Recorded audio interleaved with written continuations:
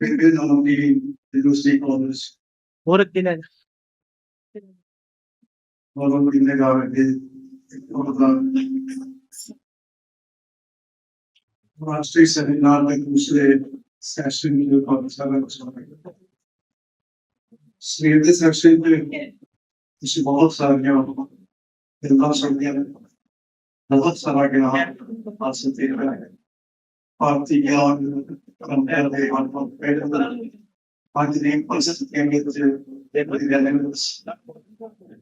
नबी sector नीति विश्व में देखिए really good story by the other Agum इस देश में नौजवान इस तरह देश का इतने ज्यादा रोड में बनाया गया सारे नाम विशेष में सेशन में स्टूडेंट बहुत ज्ञान उसे पास में पा रहेगा उससे ज्ञान की अगली कड़ी में एक दूसरा सेशन लागू कर मैंने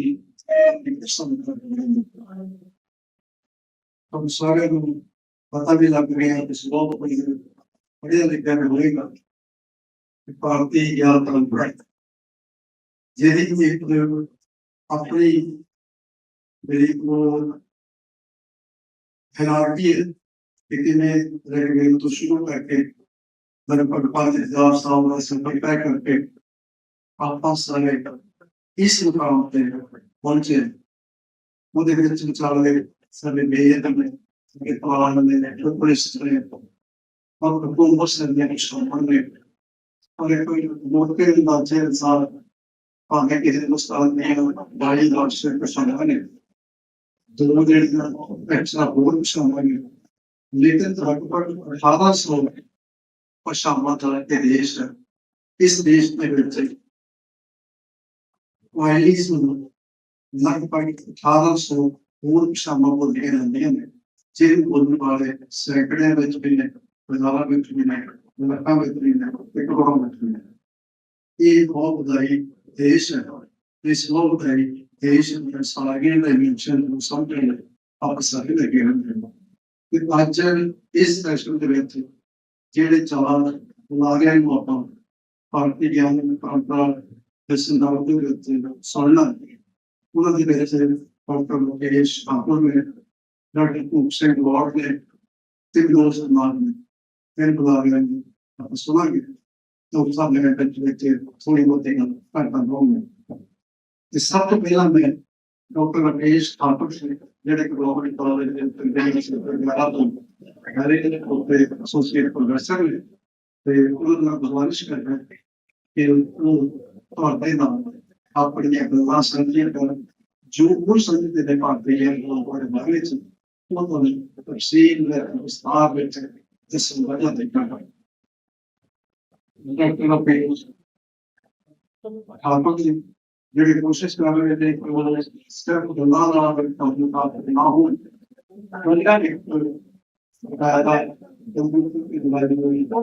भी साझी करें जिसके नाल उसे पूरा लोग तैयारी करो सामने से बात से अगर दूसरी कागज अनुसार ये करते हैं कि उसे अपने मन ਦੇ ਵਿੱਚ ਜਿਹੜੇ ਸਵਾਲ ਉੱਠਦੇ ਨੇ ਉਹ ਜ਼ਰੂਰ ਸਾਂਝੇ ਕरें हर लेक्चर के बाद जो भी कंटेंट के फॉर्मेट की ਗੱਲ समझ नहीं लगी जहाँ ये किसी हुआ विस्तार की जरूरत है तो जरूर मेरी सवाल पूछना कोशिश ये करना कि अपने को विस्तार करना लेकिन सवाल नहीं करना ताकि तुम्हारे मन में कुछ शंका है कि जरूर भरोसा जहाँ जेड़ा भी क्योंकि ज्ञान का मकसद ज्ञान का मकसद वही हुआ अपने मन में पैदा हुए शंका स्पष्ट करना जब करना चंडीगढ़ के व्यवसाय का मैं तो बेनती करता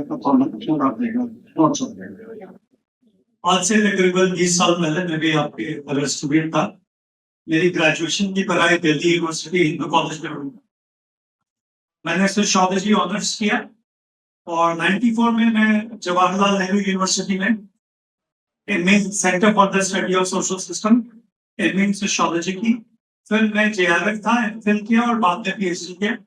since 1998 I have been teaching. मैं हिंदुस्तान के अलग अलग राज्यों में मैंने अपनी सेवा दी है। 3 साल राजस्थान सरकार के साथ था, उसके अगले 3 साल में महाराष्ट्र सरकार के साथ काम करता रहा। फिर यूपीएससी के थ्रू जब मेरी पोस्टिंग चंडीगढ़ में आई तो मैं 2003 से वहीं पे काम कर रहा हूँ। मैं पंजाब यूनिवर्सिटी चंडीगढ़ में 3 सब्जेक्ट का गाइड हूँ, department of social work, department of sociology and centre for social exclusion. Last year मुझे दिल्ली में यूजीसी के अंदर इंडिया में 1000 एक्सपर्ट तैयार किए जा रहे थे आईकेएस में, तो मुझे यूजीसी के अंदर उसमें ट्रेनिंग करने का मौका मिला। It was a kind of a pattern result जिसमें आपको बताया गया कि आपको अपने पाठ्यक्रम को कैसे बदलना है। तो मैं सोशियोलॉजिस्ट हूँ और सोशियोलॉजिस्ट सब्जेक्ट में एक बहुत फेमस किताब है, उस किताब का नाम है कंजक्चर्स एंड रेफुटेशन। कंजक्चर्स एंड रेफुटेशन एक किताब है जिसमें कहा जाता है कि जो भी कुछ आपको बतलाया गया है उसको एक शक की निगाह से देखिए, उसको क्वेश्चन कीजिए, उसको सवाल कीजिए और उसके बाद आप जिस चरण पे पहुंचते हैं आप उसको एक अलग शक की निगाह से देखिए। शक यहाँ पे कैरेक्टर के टर्म्स में नहीं कहा जा रहा है बल्कि नॉलेज के टर्म्स में कहा जा रहा है, और ये आर्ग्यू किया जा रहा है कि कोई भी फाइनल नॉलेज नहीं है। अब अचानक से कुछ साल पहले हमारे देश में आईकेएस की क्यों जरूरत पड़ी, इसके बारे में मेरा टॉक होगा। Why did we need to reinvent ourselves? Next slide. Next slide. No, मेरा पीपीटी नहीं था, वो चेक करो। कोई बात, okay. So, the first question that comes to the mind is कि एक चीज समझिए, हम और आप, हम मेरे यहाँ सीनियर बैठे प्रोफेसर खूब सिंह, फेलो कलीग है मनोज कुमार, तो मैं चार्ल्स हाइकल पुली के एक 3 पंक्तियां बोलूंगा और अपने पेपर को उसमें कॉन्टेक्चुअलाइज करूंगा क्योंकि मैं समाज शास्त्री हूँ। तो चार्ल्स हाइकल पुली कहते हैं, I am not what I am, मैं वो नहीं हूँ जो मैं हूँ। फिर वो कहते हैं, I am not what I think that you think that I am, लेकिन मैं वो भी नहीं हूँ जो आप सोचते हैं कि मैं सोचता हूँ कि मैं हूँ। I am not what I am. I am not what you think that I am. मैं जो हूँ मैं नहीं हूँ, जो आप जो सोचते हैं मैं वो भी नहीं हूँ। और बट में क्या किया, I am which I think that you think that I am. मैं हूँ कौन?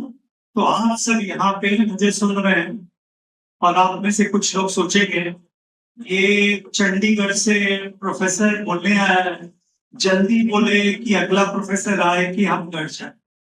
एक ओपिनियन।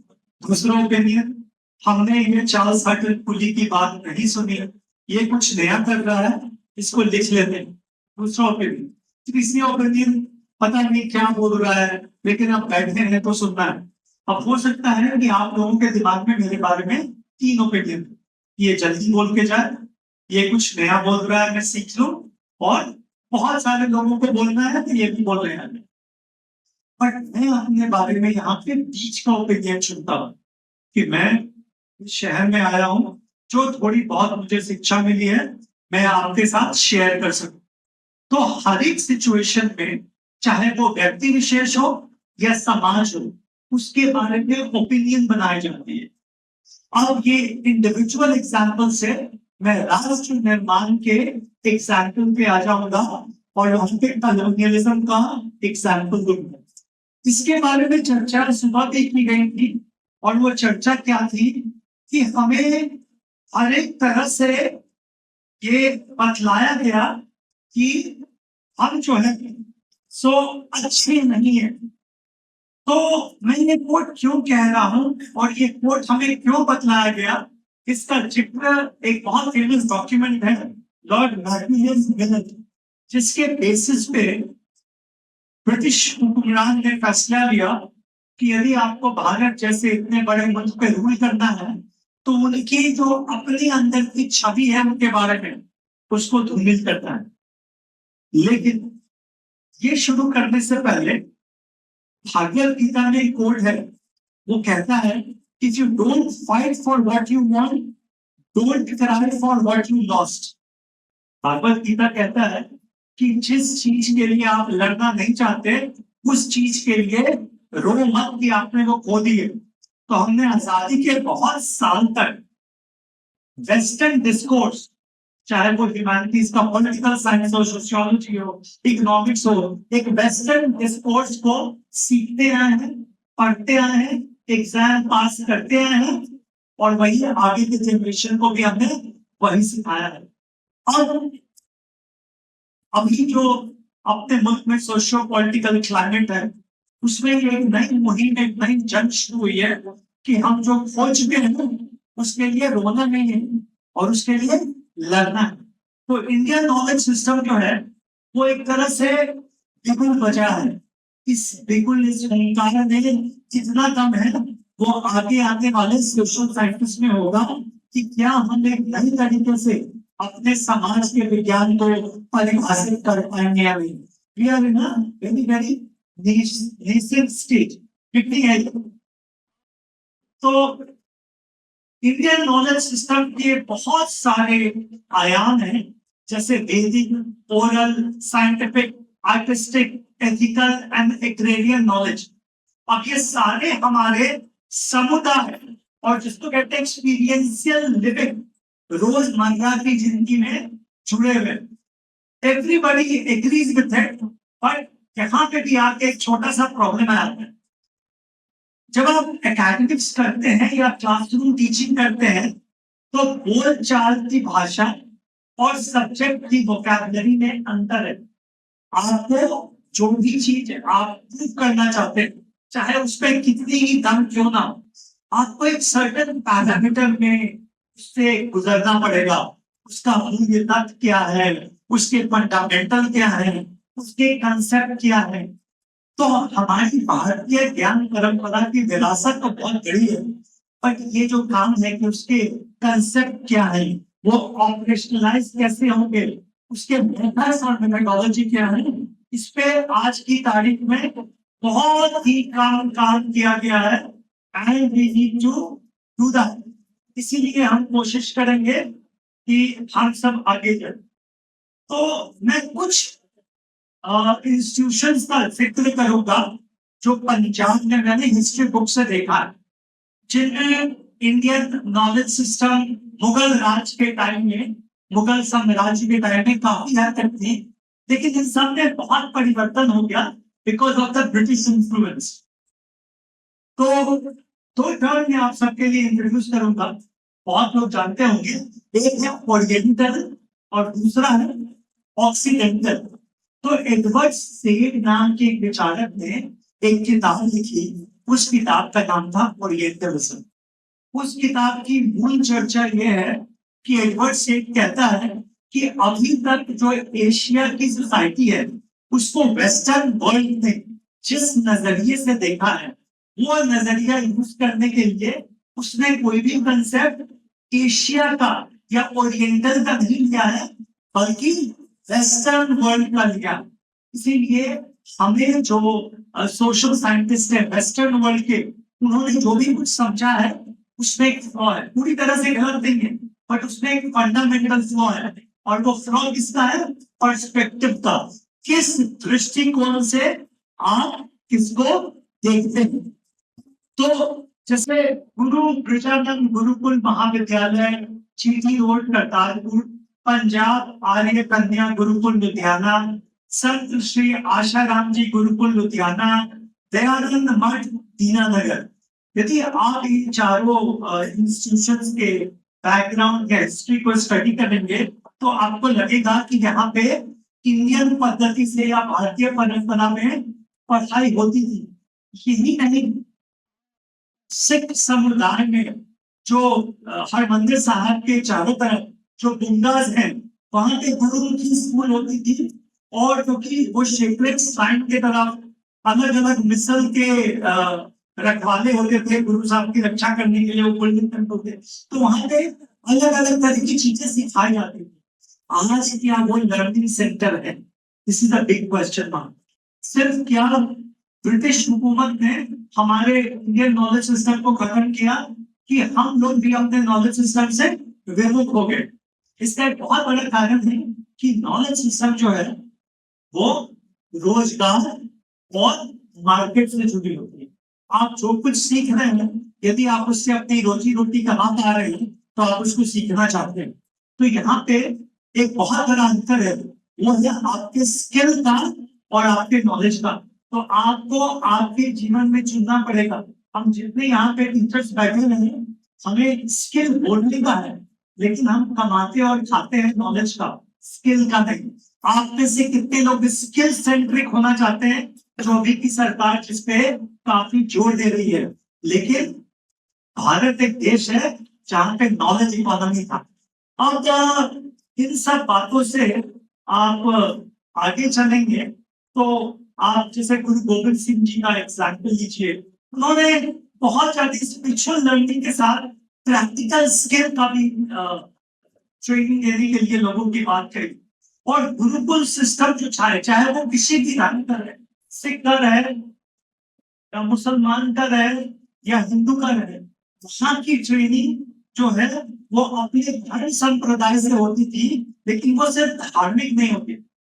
ब्रिटिशर्स ने इस तरह की ट्रेनिंग को गलत बताया, और इसके गलत बताने का बहुत बड़ा कारण है। वो पहला कारण है 1835 में मैकले का मिलन। तो मैकले साहब लिखते हैं, ये लिखते हैं, आप ध्यान देंगे, मैकले साहब लिखते हैं 2 फरवरी 1835 को लिखते हैं, I have traveled across the length and breadth of India, and I have not seen one person who is a beggar, who is a thief. Such wealth I have seen in this country, such high moral values, people of such caliber, that I do not think we would ever conquer this country unless we break the very backbone of this nation, which is her spiritual and cultural heritage. And therefore I propose that we replace her old and ancient education system, her culture, for the Indians think that all that is foreign and English is good and greater than their own, they will lose their self-esteem, their native culture, and they will become what we want them, a truly dominated nation. यही बात सुबह भी कही गई थी। हम ही में से कुछ लोगों को, जिनको हम कहते हैं ब्राह्मण साहब, वो हिंदुस्तान का तबका जो ईस्ट इंडिया कंपनी से लेके ब्रिटिश हुकूमत के अंदर काम किया, और जिसे ब्राह्मण साहब कहते हैं, उन लोगों ने बहुत कारणों से इंडियंस के मन में एक ये जो नई कौम थी ब्राह्मण साहब की, उन्होंने भारतीयों को अपने कल्चरल रूप से अलग किया और सब जगह अंग्रेजी शिक्षा डाल दी। अब कॉलोनियल रूल 3 चीज को रिक्लासिफाई करती है।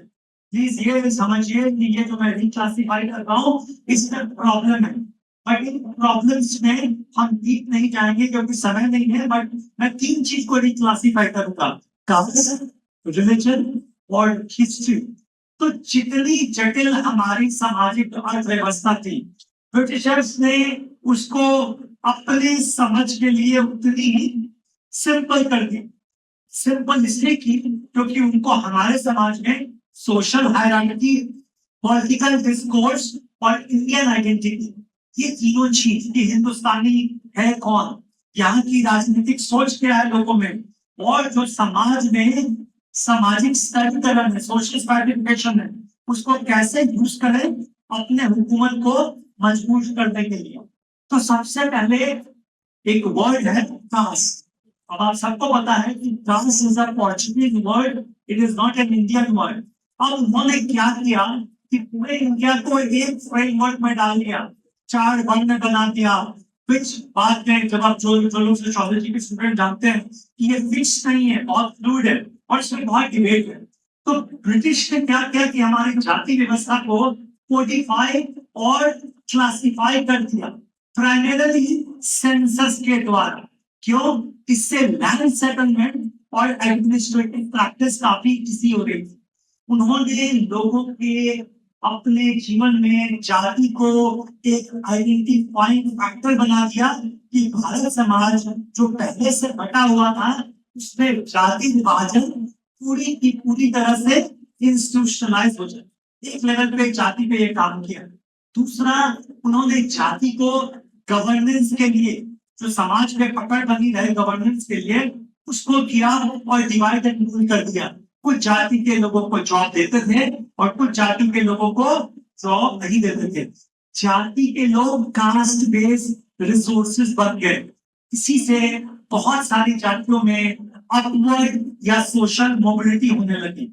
अब ये जो कॉलोनियल क्लासिफिकेशन ऑफ कास्ट था, ये लोगों के मन में एक दूसरे के जाति के प्रति ऐसा नहीं था कि पहले से शक नहीं था या दूरियां नहीं थी या प्रॉब्लम नहीं होती, बट वो सारे प्रॉब्लम और स्ट्रांगली क्लासिफाई हो गए, which was for the benefit of the Britishers. उसके बाद उन्होंने क्या किया कि धर्म का रिक्लासिफिकेशन किया। तो उन्होंने धर्म के क्लासिफिकेशन को यूरोपियन अंडरस्टैंडिंग में किया और हमारे देश में सेंसस के बेसिस पे कुछ धर्म के लोगों को रिलीजन माइनॉरिटी डिक्लेयर किया, जिसके फलस्वरूप आज पाकिस्तान है या बांग्लादेश है। आप सबको हिस्ट्री के स्टूडेंट हो या स्कूल में पढ़ा होगा, तो इसमें मैं डिटेल में नहीं जाऊँ। और सबसे बड़ा जो उन्होंने काम किया वो था कि जो हमारी देश की हिस्ट्री लिखी जाती थी, वो हिस्ट्री एक oriental historical narrative that presented India's past in a way that suited the colonial agenda। मैंने आपको मैकले मिनट में क्या कहा कि वो कहते थे कि इस भारत में इतने विद्वान लोग हैं, इतने कैलिबर लोग हैं, तो इन पे राज्य करना है तो इनकी पीठ की हड्डी तोड़नी पड़ेगी। और वो रीत क्या है? हमारा भाषा है, हमारा ज्ञान है। तो उन्होंने क्या किया? हमारे ऊपर एक नया भाषा रोक दिया जो बहुत हिंदुस्तानी सीख नहीं पाए। और जो मॉडर्न इकोनॉमी चलने लगी कॉलोनियलिज्म में, वो सारी इकोनॉमी वेस्टर्न पे का मैथमेटिक्स, जो हिंदुस्तान का बना बनाया ढांचा था, उसको पूरी तरह से उन्होंने हटा दिया। और उसके बाद कॉलोनियल हिस्टोरियन जो भारत की इतिहास लिखने लगे, और 1947 के बाद वही हम और आप, इनफैक्ट मैं भी वही पढ़ के बड़ा हुआ हूँ। तो अब ये नहीं कहती है कि उनको एक घंटे से हटा दो, पर ये कहती है कि एक नई सोच डालो कि जो भी अब तक पढ़ाया गया है वो शायद एक कॉलोनियल नैरेटिव है और हमें उससे बाहर निकलना है। कि ये कॉलोनियल नैरेटिव जो है इंडियन नेशनलिस्ट मूवमेंट का, उसमें यदि आप देखेंगे तो 1857 की लड़ाई पहले स्वतंत्रता की संग्राम नहीं है, वो क्या है? सिपाहियों का विद्रोह है। तो आप देख रहे हैं जो हमारे लिए पहले आजादी की लड़ाई है वो ब्रिटिश टेक्स्ट में से पॉइंट नहीं थी। तो इस तरह की तो तरीके से मैं कह रहा हूँ, कास्ट, रिलीजन और हिस्ट्री, इनके इंटरप्ले से जो हिंदुस्तान के सोशल स्ट्रक्चर थे, पॉलिटिकल आइडेंटिटी थी और जो नैरेटिव की गई, उसमें चेंज लाने का शुरू किया। अब जैसे पंजाब की बात ले लीजिए, तो गुरुमुखी और सहमुखी स्क्रिप्ट थी, उसमें सारा कुछ होता था, उसको हटा के ओरिजिनल और इंग्लिश को बढ़ावा दिए जाने लगा। क्यों? इस लैंग्वेज को अंग्रेज सीख नहीं सकते थे। यदि इस लैंग्वेज में वो हुकूमत करते तो हम पे हुकूमत नहीं कर पाते। तो उन्होंने पहला रास्ता क्या किया? जो हमारी माँ बोली थी उसको उन्होंने एक बैकग्राउंड में डाला। तो ब्रिटिश रूल के दौरान ये जो पॉलिसी इम्प्लीकेशन था कि इंग्लिश और उर्दू को प्रेफरेंशियल स्टेटस दिया जाएगा, इससे पंजाबियों की शान को, मान को झटका लगा और इनमें से जो लोग ब्राह्मण साहब बनना चाहते थे वो भी अंग्रेजी सीखने लगे। तो आप पूरे पंजाब में आप चले जाओ, पाली भाई यहाँ नहीं बैठे हैं, मैं याद है मैं बठिंडा गया था, पूरा का पूरा सड़क होता है, कहीं पे माँ बोली सीखने का कोई कोचिंग इंस्टीट्यूट नहीं है, लेकिन आईलेट्स की तैयारी करने का पूरा सड़क कितने सारे कोचिंग इंस्टीट्यूट्स हैं, इसमें लोग अंग्रेजी सीख के बाहर जाना चाहते हैं। तो क्यों आपको लगता है कि आज का युवा अपनी बोली से नहीं जुड़ रहा है? और अंग्रेजी सीखना चाहता है। क्या इंग्लिश की शुरुआत ब्रिटिश हुकूमत में हुई जिसने हमारे दिमाग में ये सब सोच डाल दिए। तो ये जो ऑफिशियल इंडोर्समेंट था उर्दू का और इंग्लिश का, इसने पंजाबी और पंजाबियों को मार्जिनलाइज किया। तो मैंने अभी आगे मैं बात करूंगा कि कोई भी भाषा या वहां की विरासत को कैसे बरकत मिलती है। इसको स्टेट का पैट्रोनेज चाहिए। पैट्रोनेज मतलब जैसे आज हम सब यहाँ बैठे हुए हैं, इंडियन नॉलेज सिस्टम पे आज से 7 साल पहले ना ही मेरे सीनियर प्रोफेसर भूप सिंह या बाकी जो विद्वान लोग बैठे हैं उनमें से किसी ने इंडियन नॉलेज सिस्टम के किसी सेमिनार में शरीक नहीं किया। हम सब सोशियोलॉजी और स्ट्रैटिफिकेशन जेंडर आज अचानक से हम इस सेमिनार में क्यों बैठे हैं या आज हम हमको क्यों सुनने आ रहे हैं? आज हमें कास्ट सिस्टम पे नहीं सुन रहे हैं, सुन रहे हैं। क्या ताकत है इसका? क्योंकि स्टेट पैटर्न में चाहिए। स्टेट कह रही है कि युवाओं के बीच में इन सब चीजों की चर्चा करो। तो आपका जनरेशन जिस मोड पे खड़ा है वहां पे हिंदुस्तान में एक एजुकेशनल फोकस हो रही है। क्या आप उस एजुकेशनल फोकस को पहचान पा रहे हैं? क्या आप समझ पा रहे हैं कि आपकी जो सांस्कृतिक विरासत है उसका इरोजन हो गया है? ना आप इंग्लिश बोलते हैं, ना हिंदी बोलते हैं, ना पंजाबी बोलते हैं। बीच की एक खिचड़ी इंग्लिश लिखते भी हैं और बोलते भी हैं। तो दीज आर द इश्यूज। जैसे डेरा डिक्लाइन पे चले गए, गुरुमत विद्यालय, इन सब किसी को भी सपोर्ट नहीं मिला। तो there is a shift of lot of changes in this policy। दूसरा जो मुझे मेजर चेंज लगता है वो था अग्रेरियन नॉलेज। तो जो पंजाब के या नॉर्थ इंडिया के किसान थे वो अपने घर, जमीन, मौसम के अनुसार खेती करते थे। याद है हिंदुस्तान के लगभग सब गांवों में जजमानी सिस्टम होता है। उसके बहुत सारे प्रॉब्लमेटिक्स भी हैं जिसमें मैं नहीं जाऊंगा, पर उसमें वो सारा कुछ खिंचाव होता था जो गांव के लिए सफिशिएंट हो और ट्रेड होगा। मतलब खाद्य पदार्थ पे ज्यादा फोकस था। जैसे ही ब्रिटिश हुकूमत आई उसने कैश क्रॉप शुरू कर दिया। तो कैश क्रॉप जैसे ही शुरू कर दिया तो लोकल इकोलॉजी की डिसरिगार्ड हो गई और लॉन्ग टर्म इम्पैक्ट हम आज तक अपने देश में उसका भुगत रहे। इससे 2-3 चीजें जितनी हमें किस्सा, कहानी, मुहावरा जो खेती बाड़ी में थे, हमारे गाने में थे, वो सारे कुछ धीरे धीरे विलुप्त हो गए और सिर्फ फेस्टिवल में देखने को मिलते हैं। एक्चुअल लाइफ में उनका खत्म हो गया क्योंकि there is a complete commercialisation of agriculture. और इसका फाइनल इम्पैक्ट था पार्टीशन पे। पार्टीशन होने से जो शेयर, सूफी और ओरल ट्रेडिशन थे वो सब कुछ खत्म हो गए। लोगों का एक दूसरे के से ऊपर से भरोसा किया और जो एक भाईचारा था गांव का, चाहे आप किसी भी धर्म के हो, तो इंटरफेथ कल्चरल कोहेजन को ब्रिटिश ने कंप्लीटली खत्म कर दिया। तो इंडियन नॉलेज सिस्टम इस पर्सपेक्टिव से आप सबको एक जिम्मेदारी देती है। वो जिम्मेदारी क्या है कि अपने देश, अपने प्रदेश, अपने गांव की हिस्ट्री और सोसाइटी को फिर से समझे। जो एक यूरोसेंट्रिक मॉडल है उसी पे सिर्फ इसको ना समझे। Thank you so much. बहुत मेहरबानी ब्रिटिश टॉपिक से। इससे मालूम से कोई सवाल मिलते शेयर कर सकता।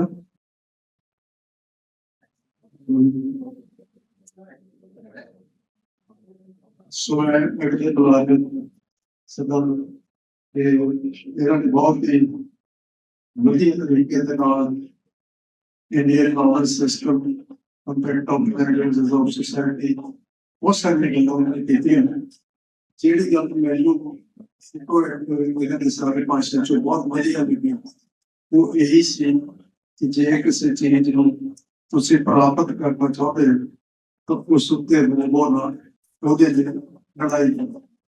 ਸੋ ਮੈਂ ਸਮਝ ਰਿਹਾ ਕਿ ਇੰਨੀ ਗੱਲ ਨਹੀਂ ਤੁਸੀਂ ਆਪਣੇ ਮਨ ਵਿੱਚ ਵਸਾ ਲਈ ਹੈ तो सारे ਜ਼ਿੰਦਗੀ ਕਾਫੀ ਅੱਗੇ ਵਧ ਸਕਦੇ ਹੋ। ਤੇ ਮੈਂ ਹੁਣ ਬੇਨਤੀ ਕਰਦਾ डॉक्टर भूप से और बड़ा ਜਿਹੜੇ department of sociology TC cover Gurugram ਤੇ ਉਹ ਆਪਣਾ ਭਾਸ਼ਣ ਤੁਹਾਡੇ ਨਾਲ ਸਾਂਝਾ ਕਰਨਗੇ। ਤੇ ਬੇਨਤੀ ਹੈ ਕਿ ਉਹਨਾਂ ਦੇ वक्त तो बाद 15 मिनट क्योंकि आप चाहेंगे कि 4:30 तो बिना इस मॉडल का काम कर देते हैं तेरे को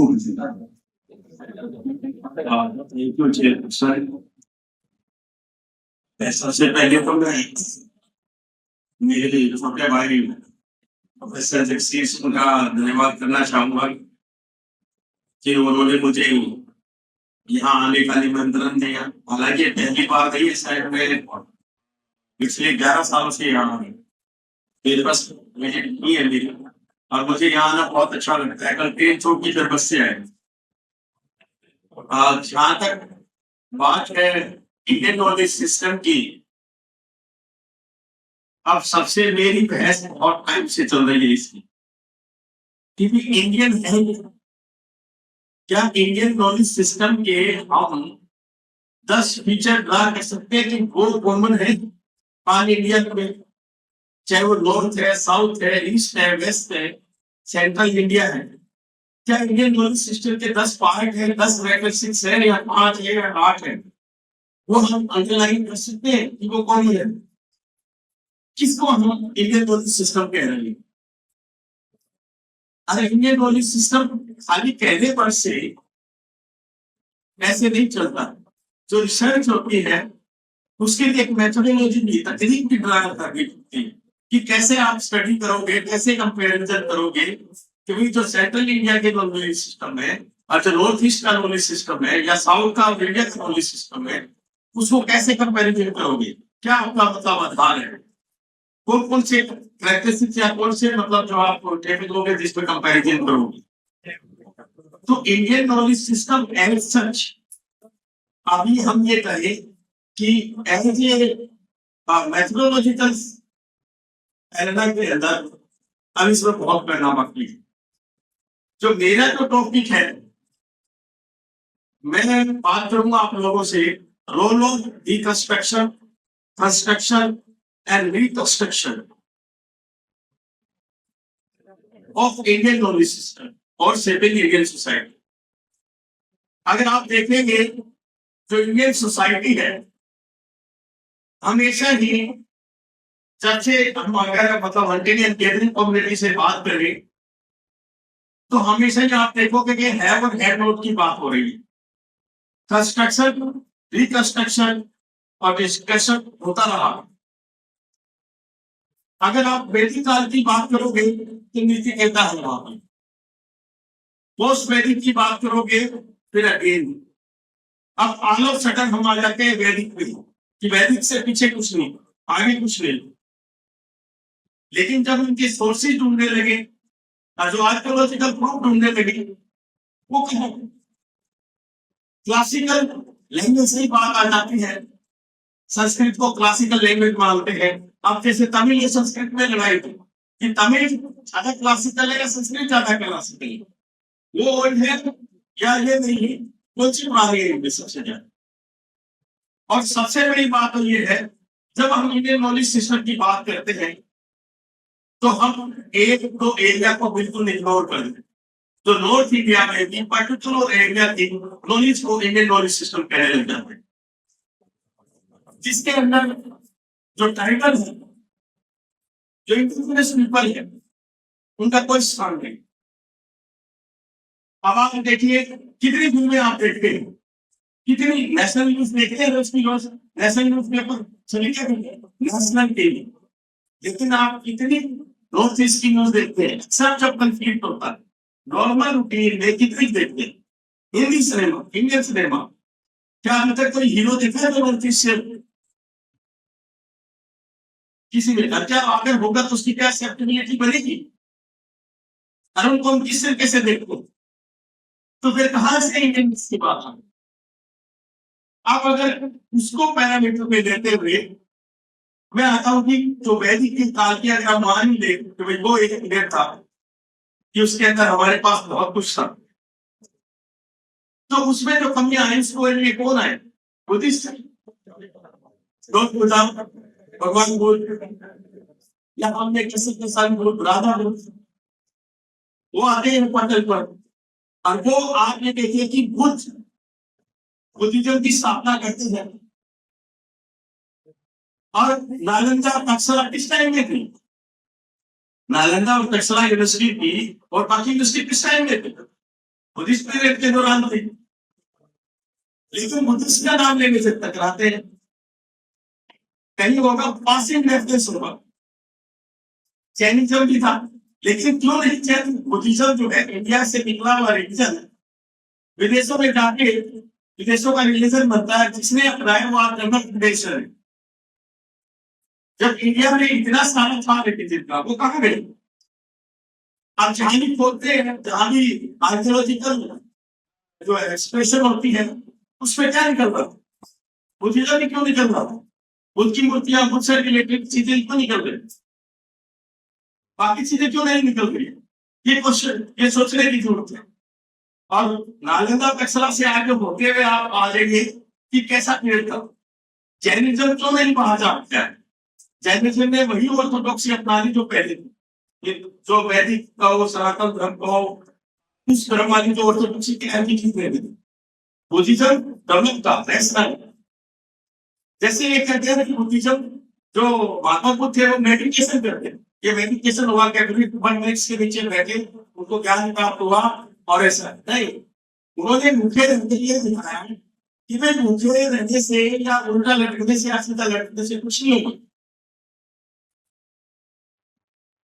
मैं ऑलमोस्ट इंडिया ट्रैवल कर चुका हूँ, मतलब जहां भी पॉसिबल ह्यूमन बीइंग जा सकता है बर्फ के एरिया में, मुझे अभी तक कोई सर्फ जो है उल्टा ऐसे लटका नहीं जैसे दिखाते हैं। तो आप ये देखिए कि जो बुद्धिस्ट का पीरियड आता है, अब उस समय सारी चीजें बुद्धिस्ट आती है, और ऑल ऑफ सडन बुद्धिज्म कैसे खत्म हो गया? हिस्टोरियन से मेरा हमेशा सवाल रहता है कितने सालों से कि भाई आपने ये स्टडी क्यों नहीं की? सीधा आ जाते हैं कि भाई उन्होंने आग लगा दी और इसके कारण से नालंदा तक्षशिला जल। अब अगर मान लो बात करें कि मुझे बहुत डार्क पीरियड था, अगर हम मुस्लिम को कह लें या उसको कह लें, लेकिन उसके साथ साथ कितनी चीजें नहीं हुई। अगर आपको नॉलेज सिस्टम, आपको नॉलेज इतनी थी, तो क्यों नहीं उनका मुकाबला कर पाए? ये क्वेश्चन की बात। मैं सीधा 15th टाइम नहीं है, 15th सेंचुरी में आता हूँ। 15th सेंचुरी में आप ये देखिए कि क्या चलता है।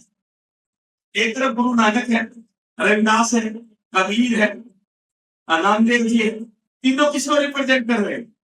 आम जनता को, ह्यूमन बीइंग को, जो कॉमन ह्यूमन बीइंग है उसको रिप्रेजेंट कर रहे हैं। कोई सोच सकता है कि जो लंगर की व्यवस्था गुरु नानक जी ने क्यों सोची होगी? कि भाई आप ये देखिए कि जो उसकी वैल्यू कितनी अच्छे मानो की सोचा होगा, जो कट्ठे में चाहे राजा हो चाहे रंग हो, अमीर हो गरीब हो, साथ बैठ के लंगर, कितना यूटिलाइजेशन मेथड था वो उस समय की सोच। रविदास क्या कहते हैं? मैं ऐसा राज चाहता हूं जहां सबको अनमिलियन सब पसंद लगे। कबीर क्या कहता है कि मैं पत्थर पूजने से अगर मतलब उस पहाड़ से पूछे, वो ऑर्थोडॉक्सी के खिलाफ, जो बर्थ बेस, जो आपकी स्पिरिटी है उसके खिलाफ, उसको चैलेंज करते। एक तरफ ये लोग हैं, दूसरी तरफ कौन है? तुलसीदास, रामचरितमानस, ये काउंटर कल्चर का पार्ट है। रामचरितमानस कैसे कहते हैं कि गुणहीन ब्राह्मण की पूजनी है और गुणवान सूरज पूजने नहीं। बोल स्वाद सुदर्शन तारन प्यारी, कैसे वो क्या एस्टेब्लिश कर रहे हैं? एक तरफ ये लोग हैं, एक तरफ ये लोग। क्या वो एगैलिटेरियन सोसाइटी की बात कर रहे हैं? क्या ये कॉमन लोगों की बात कर रहे हैं? ये कॉन्टेक्स्ट है। तो कौन सी नॉलेज सीख रहे? अगर इसके बाद में अगर पीरियड आते हैं ब्रिटिश से, तो सब बहुत गिर जाते, जो भी होता है, जो भी मिलता है ब्रिटिश को गिरे। 1600 में आए, 1604 में पहली कॉलोनी बसे, और जो ट्राइबल ने रिवोल्ट किया, किसने रिवोल्ट किया? ट्राइबल्स ने। जितने ट्राइबल लोगों की जान गई है, क्या अदर लोगों की गई है? सीधा कह देते हैं 757 अरे वो जो ट्राइबल लोग हैं उन्होंने जो जाने दी है, वो कोई लड़ाई नहीं थी क्या? ये तो स्वार्थ की टाइम 757। अगर क्या नाना पेशवा नाम की अगर पेंशन मंजूर कर लेते और झांसी की रानी के दत्तक पुत्र को मान्यता दे देते, क्या वो लड़ते? अगर उनकी दत्तक पुत्र को कह देते हम स्वीकार करते हैं इसको पेड़ के रूप में, तो क्या करते? तो ये किनकी रहेगी? तो उसी समय आपने देखे कि जो ब्रिटिशर जो आते हैं उनके खिलाफ विद्रोह तभी होता है जब उनकी जो वेज है कास्ट, जो स्प्लिटिंग, जिसके में कंपनी जो कास्ट है वो माइंड है। कास्ट वो चीज है जिसके चारों में आपका जन्म से पहले और मृत्यु के बाद सब इसके चारों में रिंग सर्कल है। वो चीजें जब तक वो नहीं छेड़ते तब तक कोई दिक्कत नहीं, जैसे ही छेड़ते हैं आपको पता है। अब 1773 में पहली बार रेगुलेटिंग एक्ट आता, कोर्ट की स्थापना होती है। उससे पहले क्या डिसीजन था? उससे पहले जो डिसीजन होते थे या मतलब जो है जज मिलता था वो कास्ट बेस्ड था, रिलीजन बेस्ड था कि अगर मान लीजिए इसने मर्डर किया, इसने ये किया, इसको ये सजा मिले कि इसको नहीं मिले। आप सब लोगों ने पद्मिनी मूवी देखी होगी, जो एक मूवी आई थी। उस मूवी के अंदर ये देखा था कि एक जो राजभोग था उनको अनकॉम्प्रोमाइज सिचुएशन में भी देखता है, लेकिन फिर भी कहता है इसको महावीर, क्योंकि उनको सजा नहीं मिली। और पहली बार रूल ऑफ लॉ के तहत एक व्यक्ति को सजा मिली, कोर्ट की स्थापना होती है, रूल ऑफ लॉ एस्टिमेशन।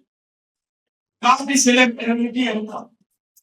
फिर बाद में हम आते हैं कि डिफरेंट एक्ट बहुत सारे लोगों के पास केस सभी प्रथा हो चाहे जो सीधे साइड से संबंधित हो, और उसके बाद सीधा आप आ जाओ 1835 के अंदर जो लाट निकाले की बात है।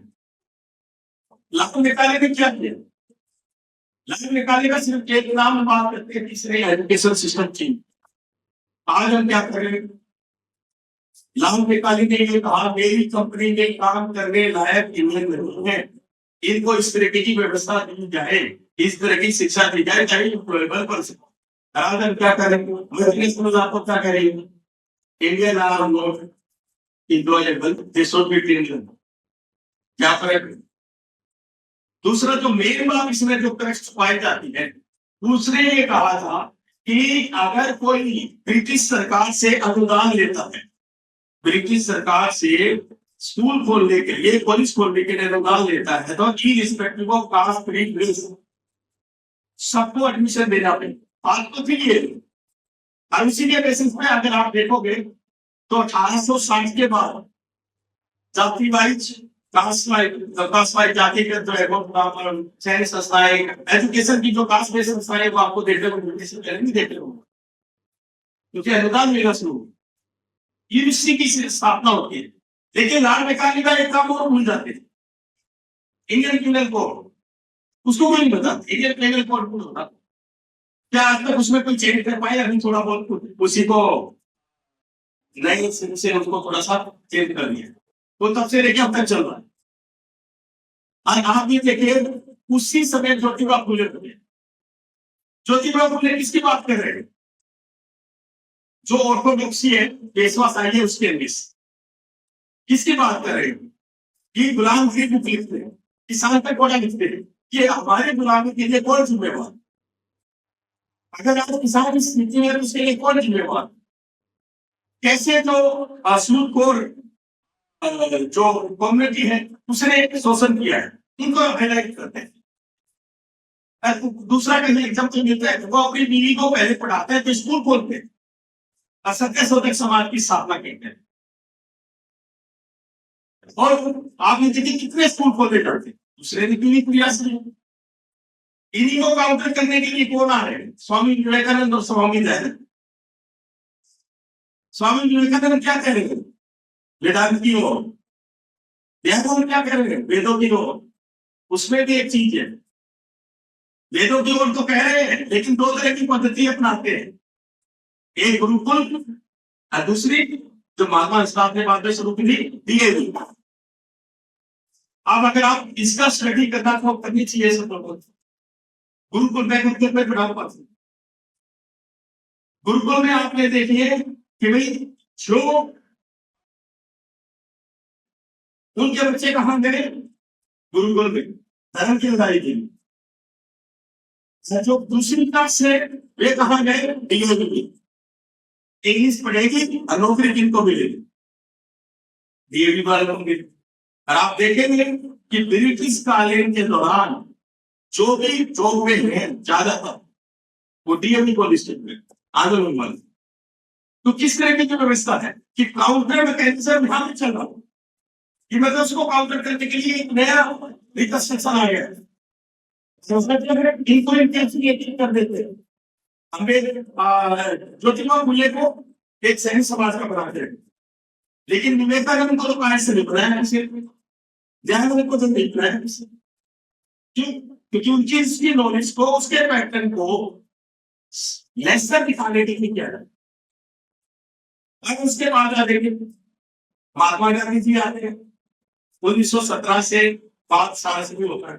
दूसरी तरफ डॉक्टर अंबेडकर, एक कंटेस्टेंट दोनों तरीके से, वो क्या बात कर रहे हैं, लिंग प्यार, वो वहां विदेश में जो रंग है उसका विरोध कर रहे हैं, लेकिन इंडिया में जाति का विरोध होता है, इंडिया में जाति का विरोध है। और फिर उसके बाद में आप आ जाइए कि जो ब्रिटिश काल का टाइम है और उसमें जो क्वेश्चन आता है कि अगर जो राइट मिलते हैं साउथ बर्डो कमेटी के सामने अंबेडकर ने वोटिंग राइट की डिमांड की, और उस वोटिंग राइट के बाद आप देखोगे हिंदू आरएसएस, हिंदू महासभा, जितनी भी संस्थाएं सब आप की वोटिंग लड़ाई थी। आपने देखे कि उस समय कैसा, और अंबेडकर को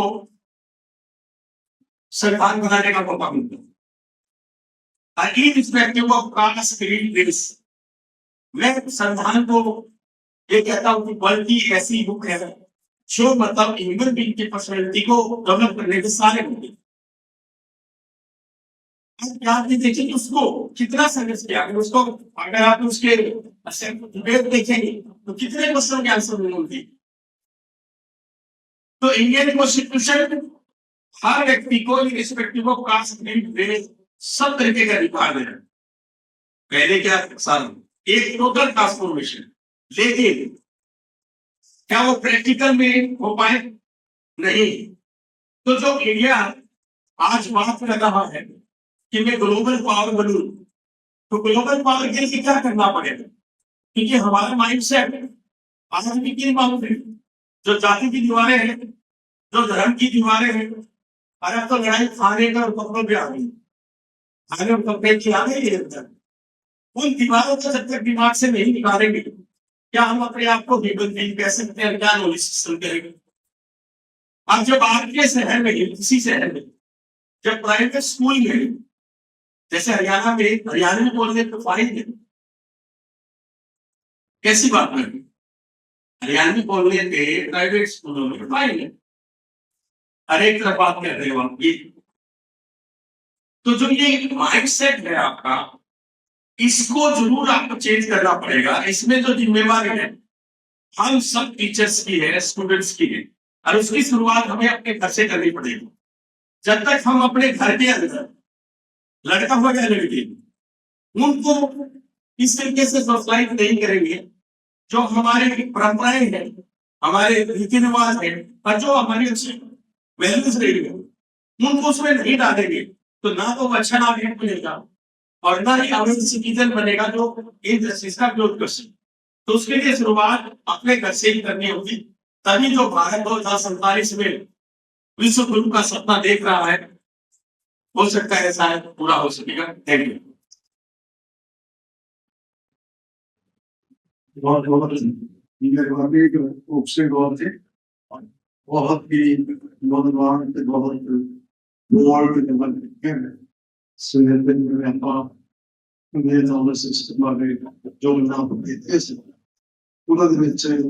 एक बखरे दृष्टिकोण बहुत कुछ ऐड किया इन्होंने, जिहदे विच इस देश की जो मसले इस देश के धर्मां बारे, जो धर्म की सत्ता के भाषा की सत्ता का आपस में किस तरह का लगाव है, किस तरह नवे तरीके का सोचना भी जरूरी है। ਟ੍ਰੈਡੀਸ਼ਨਲ ਤਰੀਕੇ ਨਾਲ ਸਾਰੀਆਂ ਗੱਲਾਂ ਇਹਨਾਂ ਨੇ ਆਪਣੀ ਗੱਲ ਸਾਂਝੀ ਕੀਤੀਆਂ। ਜਿਵੇਂ ਭਗਤੀ ਲੈ ਕੇ ਵਾਦੇ ਨਾਲ ਵੀਰ ਜੀ ਰਵਿਦਾਸ ਜੀ ਸਤਨਾਮ ਹੋਰ ਜਿੰਨੇ ਲੋਕ ਜਿੰਨੇ ਜਿਹੜੇ ਹੋ ਸਕਦੇ ਉਸ ਵੇਲੇ ਦੇ ਭਗਤ ਕਵੀ ਜੋ ਗੁਰੂ ਗ੍ਰੰਥ ਸਾਹਿਬ ਦੇ ਵਿੱਚ ਵੀ ਉਹਨਾਂ ਦੀ ਬਾਣੀ ਦਰਜ ਹੈ ਉਹ ਕਿਉਂ ਆਸ਼ਿਕ ਰਹੇ ਔਰ ਬਾਅਦ ਵਿੱਚ ਵੀ ਉਹਨਾਂ ਦੀ ਗੱਲ ਕਿਉਂ ਘੱਟ ਹੁੰਦੀ ਰਹੀ। ਫਿਰ ਸਾਡੀ ਗੱਲਾਂ ਦੇ ਬਹੁਤ ਹੀ ਵਧੀਆ ਤਰੀਕੇ ਦੇ ਨਾਲ ਚਾਨਣਾ ਪਾਇਆ ਔਰ ਬਹੁਤ ਬਹੁਤ ਆਭਾਰੀ ਹਾਂ ਤੁਹਾਡੇ ਕਿ ਤੁਸੀਂ ਇੱਕ ਦੂਸਰੀ ਭਾਰਤ ਦੀ ਗੱਲ ਵੀ ਕੀਤੀ। ਤੇ ਹੁਣ ਮੈਂ ਡਾਕਟਰ ਪਾਲ ਜੀ ਜੋ ਕਿ ਗਵਰਨਮੈਂਟ ਕਾਲਜ ਦੇ ਵਿੱਚ ਪੜ੍ਹਦਾ ਚੰਡੀਗੜ੍ਹ ਦੇ ਰਹੇ ਨੇ ਤੇ ਮੈਂ ਉਹਨਾਂ ਦਾ ਨਾਮ ਕਰਦਾ ਤੇ ਐਸੋਸੀਏਟ ਪ੍ਰੋਫੈਸਰ ਨੇ ਤੇ ਆਪਣੀ ਗੱਲ ਕਰ ਸਮੇਂ ਦੀ ਪਾਬੰਦੀ ਉਹੀ ਰਹੇਗੀ ਬਾਅਦ ਤੋਂ ਬਾਅਦ 15 ਮਿੰਟ समय की ऑडियंस दोनों ही कर ये दिखा तो बहुत बड़ा पेपर है पर मैं काम ये ना करना मैं रेडी है बच्चों को अपील कर और मेरे दोनों दोस्तों ने समझा था इंडियन नॉलेज सिस्टम बड़ा इंपॉर्टेंट है। इंडिया की नॉलेज कितने लुप्त हो गई है सवाल बच्चों की थोड़ा कंटिन्यूटी चल नहीं दे रही है तो यूट्यूब से लेके कि अब अपनी मर्जी की नॉलेज ले लो तो काफी रेडी पसंद नहीं है वाली नॉलेज स्टार्ट हो। So in a domain of continuing consumption, the knowledge is important, but it should be thoroughly investigated. मेरा particular theme है psychosomatic healing. सुना ना एक शब्द है psycho, मतलब मन, सोमा में body. आजकल बहुत ज़्यादा रिसर्च हो रही है कि अपनी मन ठीक रखेंगे तो साਡਾ तान ठीक हो जाए।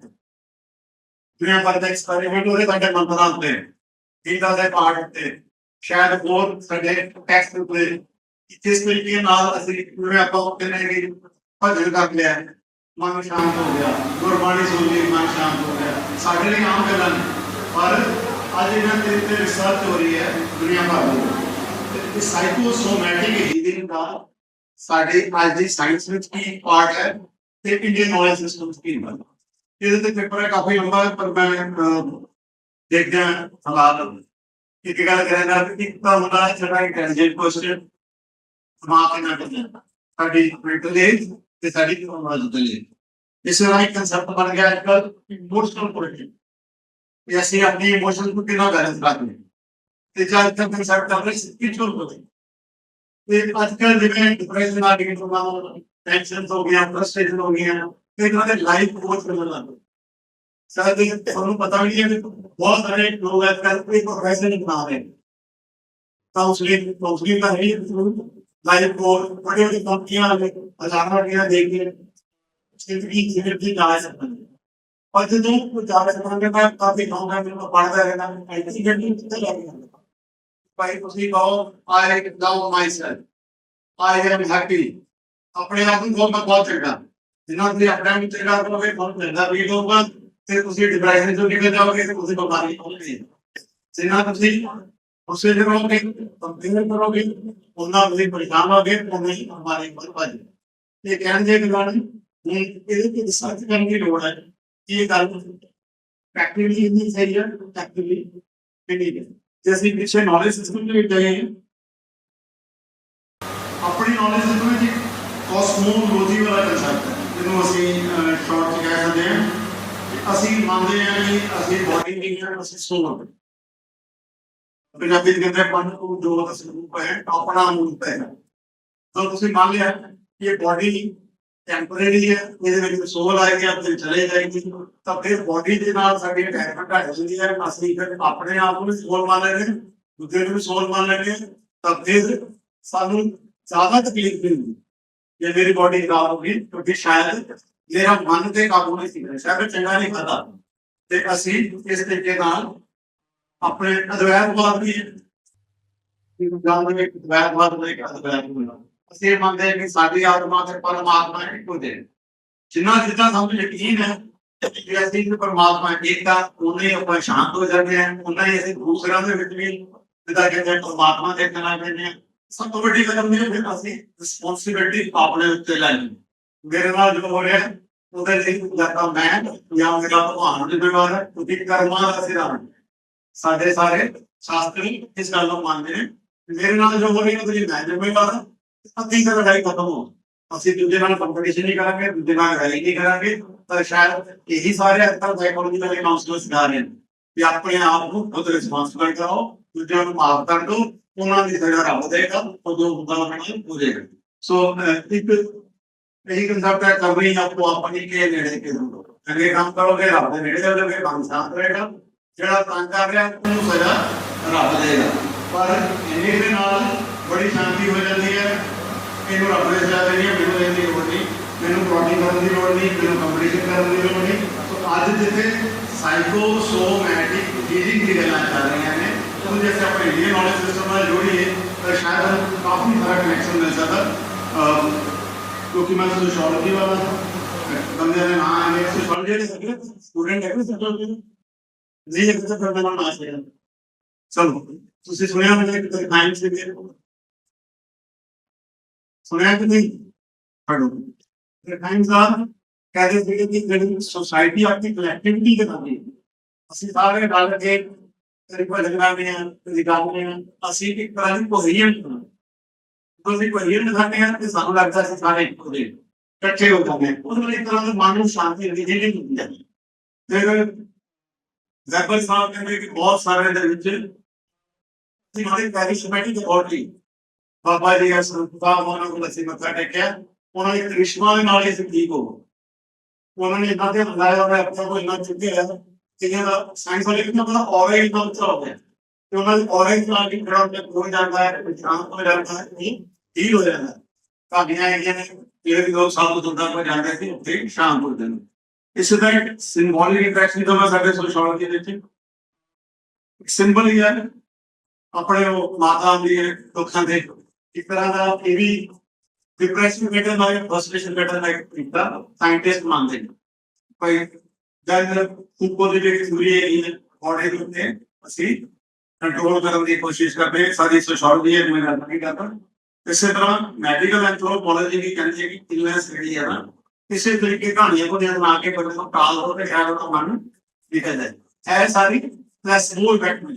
ਇਸ ਨੂੰ ਪਲੈਸਬੋ ਵੀ ਨਹੀਂ ਐਵਰੀ ਡਾਕਟਰ ਨੂੰ ਗੋਲੀ ਦੇ ਦਿੰਦਾ, ਚਾਹੇ ਪਾਣੀ ਵਾਲੀ ਗੋਲੀ ਹੋਵੇ, ਬੰਦੇ ਨਾਲ में दवाई खा लिया मैं ठीक हूँ। जस्ट लाइक उसी सवाल का आराम से निकल जा बोलो हम लगता है इतना लगता है होता आराम से हेल्प करेंगे पेपर दे लिया ना करोड़ बस भागा बढ़ गई और उतने अपना कॉन्फिडेंस भी कम चल जाएगा कुछ तो वाले देने। सो इस तरीके से आप दोनों का कनेक्शन हैगा रिसर्च करने की लोड़ है। तो फिर मैं कुछ एग्जांपल लिखी हैं जिवें साल वर्कर्स ने गुजरात के अर्बन शहर के लोग काफी कुछ करते हैं ਫੇਰ ਦੀ ਲਈ ਹੁੰਦੀ ਹੈ, ਫਿੱਟੇ ਜਾਂਦੇ ਨੇ, ਅਜਮੇਰ ਜਾਂਦੇ ਨੇ, ਦਰਗਾਹ ਜਾਂਦੇ ਨੇ, ਤਬੇ ਚੜਾਉਂਦੇ ਨੇ। ਇਸ ਤਰ੍ਹਾਂ ਲੱਗਦਾ ਕਿ ਅਸੀਂ ਸ਼ਾਇਦ ਰੱਬ ਨੂੰ ਖੁਸ਼ ਕਰ ਰਹੇ ਹਾਂ, ਮਤਲਬ ਸਾਡੀ ਤਕਲੀਫ ਦੂਰ ਹੋਊ। ਕਾਫੀ ਕੁਛ ਸਾਈਕੋਲੋਜੀ ਨਾਲ ਰਿਲੇਟਡ ਹੈ। ਫਿਰ ਜਦੋਂ ਅਸੀਂ ਆ ਕੇ ਇੰਡੀਅਨ ਮੈਡੀਕਲ ਸਿਸਟਮ ਦੇ ਵਿੱਚ ਆਪਾਂ ਮੰਨਦੇ ਹਾਂ ਕਿ ਜਿਹੜਾ ਆਯੂਸ਼ ਡਿਪਾਰਟਮੈਂਟ ਬਣ ਰਿਹਾ ਹੈ, ਆਯੁਰਵੇਦਾ, ਯੋਗਾ, ਯੂਨਾਨੀ, ਸਿੱਧਾ, होम्योपैथी ये ਜਿਹੜੇ ਸਾਰੇ ਡਿਪਾਰਟਮੈਂਟ ਨੇ ਵੈਸਟ ਵਾਲੇ ਇਹਨੂੰ ਮੰਨਦੇ ਨਹੀਂ ਐਲੋਪੈਥੀ ਇਹ ਸਭ ਨਹੀਂ, ਇਹ ਤਾਂ ਸਿਰਫ ਕੰਮ ਚਲਾਉਂਦੇ। ਪਰ ਇਹ ਕੰਮ ਚਲਾਉਂਦੇ ਸਾਡੇ ਨੇ ਕੰਮ ਚਲਾਉਂਦੇ। ਸਾਡੇ ਕੋਲ ਅਸੀਂ ਆਪਣੀ ਮਾਈਂਡ ਤੇ ਬਾਡੀ ਦੇ ਰਿਲੇਸ਼ਨ ਨੂੰ ਮੰਨਦੇ ਆ ਜਿਹੜੇ ਤਿੰਨ ਗੁਣ ਹੁੰਦੇ ਨੇ ਵਾਤ, ਪਿੱਤ, ਕਫ। ਇਹਨਾਂ ਸਾਰੇ ਨੂੰ ਸਾਈਕੋਲੋਜੀਕਲ ਡਾਇਮੈਂਸ਼ਨ ਨਾਲ ਜੋੜਿਆ ਜਾਂਦਾ। ਮਾਨਸ, ਸਾਤਵ, ਰਾਜਸ, ਤਮਸ ਸਾਡੇ ਗੁਣਾਂ ਦੇ ਅਸੀਂ ਆਹਲੀ ਖੁਰਾਕ ਖਾਵਾਂਗੇ ਤੇ ਸਾਡੇ ਆਹਲੇ ਗੁਣ ਵੱਧ ਜਾਣਗੇ, ਆਹਲੀ ਖੁਰਾਕ ਖਾਵਾਂਗੇ ਚਾਹੇ ਉਹਦੇ ਸਾਨੂੰ ਐਲੋਪੈਥੀ ਦੇ ਵਿੱਚ ਨਹੀਂ ਮਿਲਦੇ ਪਰ ਸਾਡਾ ਨੌਲੇਜ ਸਿਸਟਮ ਤਾਂ ਸਾਨੂੰ ਬਿਨਾਂ ਦਵਾਈਆਂ ਤੋਂ ਠੀਕ ਕਰ ਰਿਹਾ। ਇਸੇ ਤਰ੍ਹਾਂ ਇੱਕ ਸਤਵਾਜਾ ਚਿਕਿਤਸਾ ਹੈਗੀ ਹੈ, ਇਹ ਆਯੁਰਵੇਦ ਦੀ ਹੈ। ਅਸੀਂ ਇਹ ਬਹੁਤ ਜਗ੍ਹਾ ਦੇ ਵਿੱਚ ਪੰਜ ਕਰਮਾਂ ਵਗੈਰਾ ਕਰਕੇ ਆਪਣੀ ਬਾਡੀ ਨੂੰ ਠੀਕ ਕਰਨ ਦੀ ਕੋਸ਼ਿਸ਼ ਕਰਦੇ ਹਾਂ। ਭਾਵੇਂ ਵੈਸਟ ਦਾ ਨੌਲੇਜ ਸਿਸਟਮ ਇਹਨੂੰ ਨਹੀਂ ਮੰਨਦਾ ਪਰ ਅਸੀਂ ਜੇ ਲੱਗੀ ਤੇ ਬੇਸ ਤੇ ਜਾਣਾ। ਇਸੇ ਤਰ੍ਹਾਂ ਯੋਗਾ ਹੈ, ਪਤੰਜਲੀ ਜੀ ਦਾ ਯੋਗਾ, ਇਹ ਵੀ ਕੁਛ ਇਸ ਤਰ੍ਹਾਂ ਦੀ ਐਕਸਰਸਾਈਜ਼ ਅਗਰ ਮਨ ਨੂੰ ਲਾਉਂਦੀ ਹੈ ਜਿਹੜੀਆਂ ਜਿਵੇਂ ਆਪਣੇ ਕੋਲ ਈਸ਼ਾ ਫਾਊਂਡੇਸ਼ਨ ਹੈ ਅੱਜ ਕੱਲ੍ਹ ਕਰ ਰਹੀ ਹੈ ਸਾਈਕੋਸੋਮੈਟਿਕ। ਬਹੁਤ ਸਾਰੇ ਬਾਬੇ ਜਿਹੜੇ ਨੇ Guru ji art of living ਵਾਲੇ ਜਾਂ ਹੋਰ ਅਸੀਂ ਦੇਖਦੇ ਕਰਦੇ ਕਿ ਅਲਟੀਮੇਟ ਮਨ ਨੂੰ ਤਸੱਲੀ ਦੇਣੀ। ਭਾਈ ਸਾਹਿਬ ਤੁਸੀਂ ਰੱਬ ਦਾ ਨਾਮ ਲੈ ਲਿਆ, ਕਿੰਨੇ ਮੰਤਰ ਪੜ੍ਹ ਲਏ, ਅੰਨੇ ਮੰਤਰ ਪਾ ਲਏ, ਹੁਣ ਤੁਸੀਂ ਠੀਕ। ਟੈਕਨੀਕ ਨਹੀਂ ਹੈਗੀ ਕਿ ਸਾਇੰਸ वाले का एक्सपेरिमेंटल करने को नहीं ਪਰ ਸਾਡੇ ਕੋਲ ਤਾਂ ਸਾਰੇ ਸਬੂਤ ਹੈਗੇ ਨੇ। ਸਾਡਾ ਨੌਲੇਜ ਸਿਸਟਮ ਇਹਦੇ ਤੇ ਬੇਸਡ ਹੈ। ਯੂਨਾਨੀ ਸਿੱਧਾ ਹੋਮੋਪੈਥੀ ਦੀ ਸਿੰਪਟਮਸ ਦੇ ਉੱਤੇ ਹੀ ਚੱਲੋ। ਠੀਕ ਹੈ, ਇਹਨੂੰ ਕਦੋਂ ਗੁੱਸਾ ਆਉਂਦਾ ਤੇ ਇਹਨੂੰ ਆਪਾਂ ਜ਼ਿਆਦਾ ਰਿਸਰਚ ਕਰਾਂਗੇ ਤੇ ਲੱਭ ਸਕਦੇ ਹਾਂ। ਜਿੰਨੀਆਂ ਵੀ ਫਿਰ ਦੁਬਾਰਾ ਤੋਂ ਮੈਂ ਜਿਹੜੇ ਵੱਡੇ ਵੱਡੇ ਬੰਦੇ ਹੋਏ ਨੇ ਜਿਹੜੇ ਕਹਿੰਦੇ ਆ ਜੀ ਭਗਵਾਨ ਠੀਕ ਕਰਦੀ ਹੈ, ਜਿਵੇਂ ਸਦਾ ਲਿਖਿਆ ਬਾਟਨੀ ਵਾਲਾ ਜੇ ਤੁਲਸੀ ਸੀਗੇ ਉਹਨਾਂ ਨੂੰ ਦਰਸ਼ਨ ਕਿਰਿਆ ਕਰਦੀ, ਉਹ ਕਹਿੰਦੇ ਜੀ ਮੈਂ ਬਿਲਕੁਲ ਠੀਕ ਹੋ ਗਿਆ, ਕਰੋਨਿਕ ਦੀ ਖਤਮ ਹੋ ਗਈ, ਡਿਪਰੈਸ਼ਨ ਖਤਮ ਹੋ ਗਈ। ਦੈਨ ਆਇੰਗਰ ਸਾਹਿਬ ਨੇ ਉਹਨਾਂ ਨੇ ਯੋਗਾ ਕੀਤਾ, ਠੀਕ ਕਰ ਲਿਆ।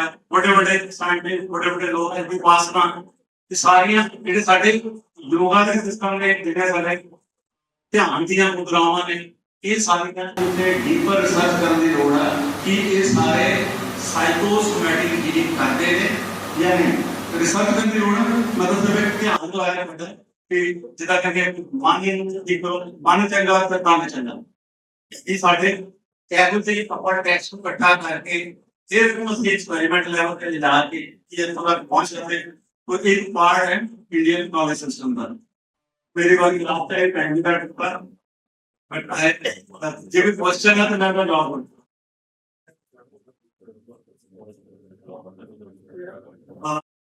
ठीक है जी। नॉलेज सिस्टम बहुत है, साडे कोल बहुत सारी नॉलेज है। साइंस के नाल कहीं भी मैच नहीं करती, फिर भी ਆਪਾਂ अपनी नॉलेज सिस्टम ਨੂੰ सिर्फ इसलिए रिजेक्ट नहीं कर देंगे कि ਇਹਦਾ साइंटिफिक प्रूफ नहीं है। Even though we are working for the ਮੈਂ ਆਪको ਤੁਹਾਡਾ ਸਵਾਲ ਦੇ ਸਟੇਟ ਕਰਨ ਕਿ ਤੁਸੀਂ ਇਸ ਵੇਲੇ ਦਾ ਸਾਰੇ ਖਾਸ ਨਹੀਂ ਕਰੇ ਤੇ ਬਾਕੀ ਵਿਦਵਾਨਾਂ ਦਾ ਤੇ ਸੋਚਿਆ ਕਿ ਕਰਕੇ ਜਿਸ ਸਵਾਲ ਮੈਂ ਜੋ ਮੰਗਦੇ ਹਾਂ ਤੇ ਕੁਸ਼ਲ ਮੇਰਾ ਜਿਸੇ Sunday, सुबह ये संडे कल ਹੈਗੇ ਮੇਰੇ ਸੁਭਾਰ ਦੋ ਸਾਲ ਜਿਹੜਾ ਪਿਛਲਾ ਸੈਮੀਨਾਰ ਹੋਇਆ ਸੀਗਾ ਜਿਸ ਦਾ ਮੈਡਮ ਆਪ ਨੇ ਦੱਸਿਆ ਸੀਗਾ 9th ਜਿਹੜਾ ਹੋਇਆ ਸੀ ਪਟਿਆਲਾ ਕਾਲਜ ਦੇ ਵਿੱਚ, ਉਦੋਂ ਵੀ ਸਾਡੇ ਨਾਲ ਇੰਨੇ ਧੱਕਾ ਹੋਇਆ ਸੀ। ਉੱਥੇ ਵੀ ਅਸੀਂ ਇਹਨਾਂ ਨੂੰ ਬੋਲਣ ਦਿੱਤਾ। ਇਹ ਮੈਂ ਫੀਲ ਕਰ ਸਕਦਾ, ਮਤਲਬ ਜਦੋਂ ਸਾਨੂੰ ਪਤਾ ਹੁੰਦਾ, ਸਾਨੂੰ ਉਹ ਹੁੰਦਾ ਤੇ ਸਾਨੂੰ ਇਹੋ ਜਿਹੀ ਚੇਅਰ ਦੇ ਦਿੱਤੀ ਜਾਂਦੀ ਹੈ ਕਿ ਉੱਥੇ ਬੋਲਣ ਵਾਸਤੇ ਬਚਦਾ ਹੀ ਨਹੀਂ। ਜਦੋਂ ਤੁਸੀਂ ਜਿਹੜੇ ਸਟੂਡੈਂਟ ਜਦੋਂ ਵੱਡੇ ਹੋਵੋਗੇ ਉਦੋਂ ਤੁਹਾਨੂੰ ਪਤਾ ਲੱਗੇਗਾ ਕਿ ਬੋਲਣਾ ਬਹੁਤ ਕੁਝ ਚਾਹੁੰਦੇ ਹੈਗੇ। ਮਾਰਕੀਟ ਮੈਂ ਵੀ ਚਾਹੁੰਦਾ ਸੀਗਾ ਕਿ ਕਾਫੀ ਕੁਝ ਬੋਲਾਂ ਹੁੰਦਾ ਹੈ। ਇਟਸ ਕਾਲਡ ਯੂ ਮੇ ਸੇ ਇੱਕ ਬੋਲਣ ਦੇ ਰੀਤ ਹੈ, ਰਸਮ ਹੈ, ਠੀਕ ਹੈ, ਡੈਕੋਰਮ ਹੈ। ਸੋ ਬਹੁਤ ਮਿਹਰਬਾਨੀ ਸਰਦਾਰ ਡਾਕਟਰ ਲਖਵਿੰਦਰ ਗੌਰ ਜੀ ਦੀ, ਜਿਨ੍ਹਾਂ ਨੇ ਸਾਨੂੰ 2 ਸੈਮੀਨਾਰਾਂ ਦੇ ਵਿੱਚ ਚੱਲਿਆ। ਤੋ ਅਸੀਂ ਮਾਫੀ ਵੀ ਮੰਗਦੇ ਹਾਂ। ਅਗਲੇ ਸੈਮੀਨਾਰ ਦੇ ਵਿੱਚ ਅਸੀਂ ਫੁੱਲ ਫਲੈਜ ਇਹਨਾਂ ਤੱਕ ਨਹੀਂ ਪਹੁੰਚਦੇ ਕਿ ਮੈਂ ਇਹ ਚੀਜ਼ ਦਾ ਖਿਆਲ ਰੱਖਾਂ। ਤੋ ਮੇਰੇ ਜਿੰਨੇ ਨਾਲ ਦੇ ਜਿੰਨੇ ਮੇਰੇ ਸਕਾਲਰ ਤੇ ਵਿਦਵਾਨ ਸਰ ਵੀ ਆ ਗਏ, ਡਾਕਟਰ ਰਕੇਸ਼ ਜੀ ਹੋ ਗਏ, ਸਾਡੇ ਟੀਚਰ ਮਨੋਜ ਜੀ ਹੈ ਇਹਨੂੰ ਤੇ ਡਾਕਟਰ ਬਲੀ ਤੋਂ ਉਹਨਾਂ ਦੇ ਟੀਚਰ ਨੇ, ਮੇਰੇ ਰਾਜ ਦੇ ਬੱਚੇ ਨੇ, ਮੇਰੇ ਸੀਨੀਅਰ ਤੇ ਮੇਰੇ ਦੋਸਤ ਡਾਕਟਰ ਭੂਪ ਜੀ ਨੇ। ਅਸੀਂ ਅਕਸਰ ਬਹੁਤ ਲੰਬੇ ਸਮੇਂ ਤੋਂ ਇਕੱਠੇ ਕੰਮ ਕਰ ਰਹੇ। ਤੋ ਜਿੱਥੇ ਜਿੱਥੇ ਹੁੰਦਾ ਹੈ, ਜਿਵੇਂ ਕੱਲ ਡਾਕਟਰ ਭੂਪਾਲ ਦੀ ਟ੍ਰੇਨ ਮਿਸ ਹੋ ਗਈ ਤੇ ਪੂਰੀ ਰਾਤ ਦਿੱਲੀ ਤੋਂ ਬੱਸ ਚਾਹੀ। ਹੁਣ ਇਹ ਜਿਹੜੇ ਬੰਦੇ ਦਿੱਲੀ ਰੋਡਵੇਜ਼ ਦੀ ਜਾਂ ਦੂਸਰੀਆਂ ਰਾਤ ਜਾਂ ਬੱਸਾਂ ਦੇ ਵਿੱਚ ਬੈਠੇ ਨੇ, ਉਹ ਵੀ ਫੀਲ ਕਰ ਸਕਦੇ ਦੂਜਾ ਨਹੀਂ ਕਿ ਨੋਰਮਲ ਬੱਸ ਦੇ ਵਿੱਚ ਦਿੱਲੀ ਨੂੰ ਆਉਣਾ ਹੈ। ਸੋ ਮਾਰਨਿੰਗ ਪਹੁੰਚੇ, ਮਾਰਨਿੰਗ ਦੇ ਵਿੱਚ ਦੇਰ ਸੀਗਾ। ਹੁਣ ਪਿੱਛੋਂ ਘਰ ਦੀਆਂ ਜ਼ਿੰਮੇਵਾਰੀਆਂ ਨੇ, ਗਹਿਰੇ ਬੰਦੇ ਇਸ ਚੀਜ਼ ਨੂੰ ਜ਼ਿਆਦਾ ਸਮਝ ਸਕਦੇ ਨੇ ਵੀ ਇਹਨਾਂ ਨੂੰ ਵਾਪਸ ਫੇਰ ਘਰੇ ਮੁੜਨਾ ਪੈਣਾ, ਠੀਕ ਹੈ, ਤੇ ਬੁਕਿੰਗ ਫੇਰ ਨਹੀਂ ਹੈ। ਇਹਦਾ ਇਹ ਚੀਜ਼ਾਂ ਕਾਫੀ ਹੁੰਦੀਆਂ ਮਜਬੂਰੀਆਂ ਨੇ। ਸੋ ਤੁਹਾਡਾ ਸਾਰਿਆਂ ਦਾ ਧੰਨਵਾਦ, ਤੁਸੀਂ ਇੰਨਾ ਸਮਾਂ ਸਿਖਾਇਆ ਸੁਣਿਆ। ਤੋ ਚੰਗੀ ਗੱਲ ਇਹ ਹੋਏਗੀ ਕਿ ਤੁਸੀਂ ਇਸ ਚੀਜ਼ ਦਾ ਫਾਇਦਾ ਲੈ ਸਕੋ। ਇੱਕ ਨਵਾਂ ਸਮਾਂ ਆਇਆ, ਨਵੇਂ ਸਮੇਂ ਦੇ ਵਿੱਚ ਆਪਾਂ ਬੇਸ਼ੱਕ ਗਲਤੀ ਸੀ, ਮੈਂ ਇਸ ਚੀਜ਼ ਨੂੰ ਜਸਟੀਫਾਈ ਨਹੀਂ ਕਰ ਰਿਹਾ, ਪਰ ਇੱਕ ਵਾਰੀ ਟੈਸਟ ਕਰਕੇ ਤਾਂ ਦੇਖੀਏ, ਇੱਕ ਵਾਰੀ ਆਪਦੇ ਕੰਮ ਸ਼ੁਰੂ ਤਾਂ ਕਰੀਏ, ਠੀਕ ਹੈ। ਜਿਹੜਾ ਵਾਕਰ ਦੇ ਵਿੱਚ ਉਹ ਸਵਾਦ ਨਹੀਂ ਆਉਂਦਾ, ਜਿਹੜਾ ਕਿਹੜੀ ਰੇ ਨਾਲ ਆਉਂਦਾ, ਜਿਹੜਾ ਉਹਨੂੰ ਜੰਗਲ ਮਿਸਤਰੀ ਬਣਾ ਕੇ ਦਿੰਦਾ ਸੀ ਨਾ ਉਹ ਬੜੇ ਹੋ ਕੇ ਜਦੋਂ ਟੈਂਟਰਾਂ ਤੇ ਲੱਕੜ ਦਾ ਉਹਦੀ ਸੇਪੀ ਜਾਂਦੀ ਉਹ ਸੇਪੀ ਡਾਕਟਰ ਸਾਹਿਬ ਨੇ ਜਾਣਦੇ ਹੋ ਕਿ ਸੇਪੀ ਮਤਲਬ ਕਿ ਦਾਣੇ ਆ ਜਿਹੜੀ ਉਹ ਦਾਣੇ ਦੇ ਦਿੱਤੇ ਜਾਂਦੇ ਮਾਣ ਇੱਕ ਸਵਾ ਮਾਣ ਉਹ ਹਰ ਪਿੰਡਾਂ ਦਾ ਤੇ ਹੁਣ ਪਲਾਸਟਿਕ ਦਾ ਜਿਹੜਾ ਵਾਕਰ ਹੁੰਦਾ ਉਹ ਵਾਕਰ ਸੈਲੋ ਦਾ ਹੋ ਸਕਦਾ ਹੈ ਵਾਕਰ ਫਲਾਣੀ ਕੰਪਨੀ ਦਾ ਹੋ ਸਕਦਾ ਹੈ ਪਰ ਉਹ ਕਿਹੜੀ ਦਾ ਜੰਗਲ ਮਿਸਤਰੀ ਦਾ ਬਸ ਜਿਹੜੀ ਕਦਰ ਸੌਰੀ ਕਿਰਤ ਦੇ ਨਾਲੋਂ ਕਿਰਤੀ ਦਾ ਕੱਟਿਆ ਜਾਣਾ ਆਪਦੇ ਆਪ 'ਚ ਇਹ ਬਹੁਤ ਵੱਡਾ ਖਿਲਾਫ ਪੈਦਾ ਕਰੇਗਾ ਸਟੂਡੈਂਟਸ ਦਾ ਨਾਮ ਪੜ੍ਹਾਈ ਚ ਇੰਟਰਸਟ ਹੋਣਾ ਹੈ ਸਮਾਜ ਦੇ ਵਿੱਚ ਗਿਰਾਵਟ ਆਉਣਾ ਤੇ ਬੁੱਲਾਂ ਤੋਂ ਉਖੜਨਾ ਇਹ ਸਾਰਾ ਕੁਝ ਉਦੋਂ ਵਾਪਰਦਾ ਜਦੋਂ ਸਾਨੂੰ ਆਪਦੀ ਕਿਰਤ ਦੇ ਵਿੱਚ ਮਜ਼ਾ ਆਉਣ ਲੱਗ ਜਾਂਦਾ ਅਸੀਂ ਉਖੜਨਾ ਸ਼ੁਰੂ ਕਰ ਦਿੰਦੇ ਹਾਂ ਤੋ ਇਹੀ ਵਜ੍ਹਾ ਬਹੁਤ ਲੰਬੇ ਸਮੇਂ ਤੋਂ ਅਸੀਂ ਆਪਣੇ ਇੰਡੀਅਨ ਸਿਸਟਮ ਦੇ ਵਿੱਚ ਲੈਕ ਕਰ ਚੁੱਕੇ ਹਾਂ ਪੰਗਾ ਕੀ ਹੁੰਦਾ ਹੈ ਜੇ ਅਸੀਂ ਪੜ੍ਹਨਾ ਹੈ ਤਾਂ ਸਾਨੂੰ ਅੰਗਰੇਜ਼ੀ ਪੜ੍ਹਨੀ ਪਏ ਅੰਗਰੇਜ਼ੀ ਸਾਨੂੰ 6ਵੀਂ ਦੇ ਵਿੱਚ ਮੇਰੇ ਵਰਗੇ ਬੰਦਾ ਤਾਂ 6ਵੀਂ 'ਚ ਲੱਗੀ ਉਹ ਸਾਨੂੰ ਪੂਰੀ ਆਉਂਦੀ ਫਿਰ ਇੱਕ ਹਵਾ ਬੜਾ ਡਰ ਬੜਾ ਠੀਕ ਨਾ ਮੈਂ ਜਿਹੜਾ ਅਕਸਰ ਹੱਸਦਾ ਕਹਿੰਦਾ ਹੁੰਦਾ ਕਿ ਪੰਜਾਬ ਸਭ ਤੋਂ ਵੱਧ ਦਾਰੂ ਪੀਤੀ ਜਾਂਦੀ ਹੈ ਸਭ ਤੋਂ ਵੱਧ ਗਾਲਾਂ ਦੀ ਦਾਰੂ ਪੰਜਾਬ 'ਚ ਜਿੰਨੀਆਂ ਗਾਲਾਂ ਉਹਨੇ ਵੱਧ ਪੀਤੀ ਜਾਂਦੀ ਇੰਗਲਿਸ਼ ਦਾ ਹਵਾ ਵੀ ਬਹੁਤ ਸਭ ਤੋਂ ਵੱਡਾ ਬੇਸ ਵੀ ਇੰਗਲਿਸ਼ ਦਾ ਕਿ ਜੇ ਤੁਸੀਂ ਪੜ੍ਹਦੇ ਇੰਗਲਿਸ਼ ਕਰਨੀ ਪਏਗੀ ਇਸ ਕਰਕੇ ਥੋੜੇ ਬਹੁਤ ਨੰਬਰ ਲੈ ਲਓ ਪਰਚੇ ਪੁੱਛੇ ਕੰਮ ਚਲਾਓ ਨੌਲੇਜ ਨਾਲ ਸਾਡਾ ਬਾਹਰ ਵਾਸਤਾ ਗਈ तो बहुत सारी चीजें जो तुझे सुबह सुन रहे सीखे उन्होंने अमल करिए कोशिश ना करिए सारे को बहुत खुश रहेगा बड़ा खुश है कल जरूरी नहीं पानी जरूरी नहीं आप बहुत कुछ शुरू करना है बाबे को कल मत्थे जान देखिए बाबे को सीखने की कोशिश करिए नानक को सीखने की कोशिश करेंगे वो सारे वास्ते गुरु होने का मतलब ਉਹਦੇ ਅੱਗੇ ਧੂਪ ਜੇ ਉਹ ਕਰੇ ਜਾਓਗੇ ਬत्ती ਜਾਂ ਮੱਥਾ ਟੇਕੀ ਜਾਓਗੇ ਉਹਨੂੰ ਹੋਣਾ ਕਰਾ ਕੁਛ ਨਹੀਂ ਹੈ ਉਹ ਤਾਂ ਆਪ ਵਿਰੋਧ ਕਰ ਰਿਹਾ ਸੀ ਇਸ ਚੀਜ਼ ਤੋਂ ਇੱਥੇ ਇੰਨਾ ਕੀ ਹੈ ਕਿ ਆਪਾਂ ਨੂੰ ਥੋੜਾ ਜਿਹਾ ਸਟੂਡੈਂਟਸ਼ਿਪ ਲਿਆਉਣੀ ਪੈਂਦੀ ਉਹ ਸਟੂਡੈਂਟਸ਼ਿਪ ਸਾਨੂੰ ਸਾਡੇ ਭਾਰਤੀ ਬਣਨ ਨਾਲੋਂ ਸਾਡੇ ਪੰਜਾਬੀ ਬਣਨ ਨਾਲੋਂ ਸਾਡਾ ਪੇਂਡੂ ਹੋਣਾ